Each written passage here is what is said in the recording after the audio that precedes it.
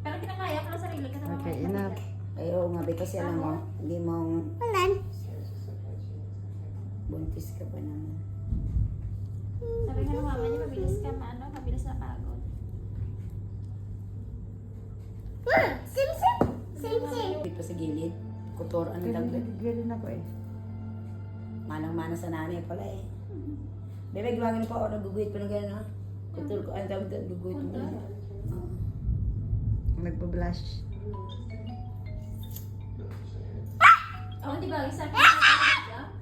Ha? Di bagay. Yalan. Mura pa lang ka.